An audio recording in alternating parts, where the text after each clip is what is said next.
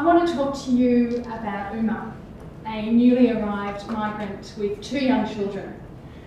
Pregnant with her third, Uma has been attending Logan Hospital for antenatal appointments. After several appointments, Uma's health team began to suspect that Uma was experiencing violence. Eventually, Uma revealed that her husband was abusing her physically at home. He was also bad-mouthing her to their community. He was calling her a whore. As a result, Uma had lost her social supports and become completely socially isolated at the precise point that she most needed those supports. As Uma's pregnancy continued, the health team became increasingly concerned about Uma and her children's welfare. Distressingly, they'd seen this happen to other patients. They could respond to the injuries and indeed the anxiety that the abuse was producing, but they knew nothing about legal needs like threats, like continuing violence. How many people like Uma do you think experience legal need every year? It's 8.5 million people across Australia. And how many of those people do you think go without any support for their legal problems? It's more than half, more than 4 million people. Of the people who do get support for their legal problems, like Uma, they don't think seeing a lawyer is an option, but they are much more likely to raise their legal problems with a trusted GP or someone else in the health profession. Fortunately for Uma, Logan Hospital had recently established a health justice partnership. A health justice partnership is a collaboration between lawyers and health workers, social workers, nurses and doctors to address the legal problems of vulnerable communities as they're engaging with the health system. Health justice partnerships stop legal problems becoming health problems. A community lawyer from Women's Legal Service Queensland visited Uma while she was attending her appointments at Logan Hospital, which was critically important because it was one of the only places her husband would let her be alone. Together, they were able to seek a court order that forced her husband out and also ensured that he didn't continue to intimidate and harass Uma and her children. The health system shielded Uma during the legal process. Without that shield, Uma would never have been able to access independent legal advice, much less secure the safety that she needed for herself and her children. Too often we hear that services are siloed, that they don't speak to each other, that they're really poorly equipped to deal with complex needs like Uma's. This leaves vulnerable people to fall through the gaps, to become socially isolated and economically disadvantaged. Rarely do we hear how to fill those gaps to ensure that people like Uma can access the range of services when and where they need them. Filling the gaps with essential legal services.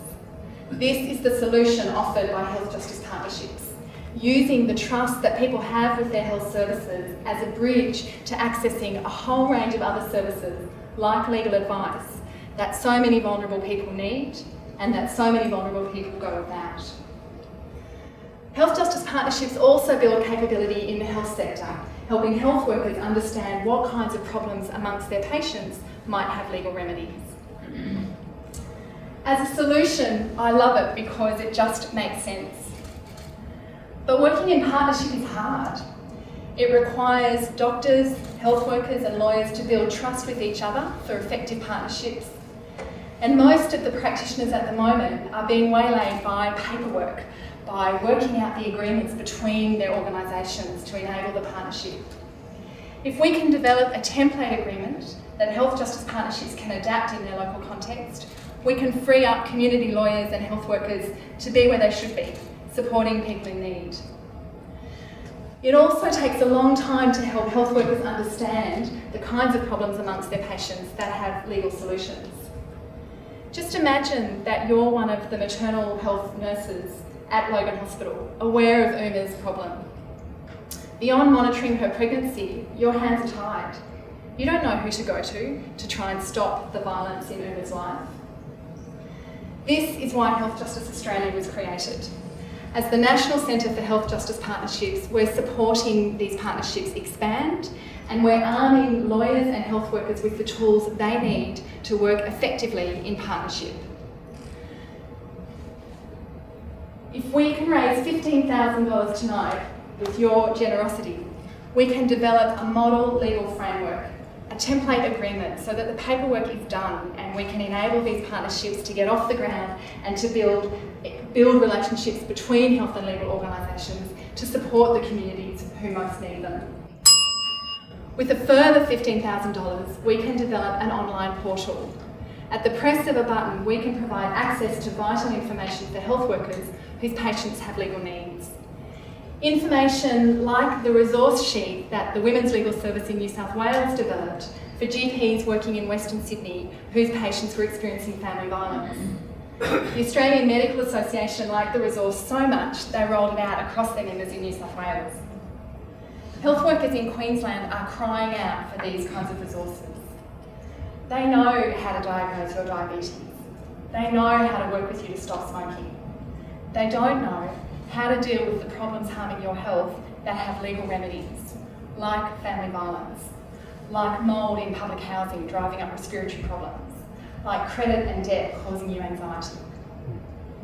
With your support tonight, you can assist hundreds of lawyers and health workers, support thousands of people across Queensland experiencing disadvantage, accessing their health services and needing more support. Help us help them stop legal problems from harming the health of people like Uma.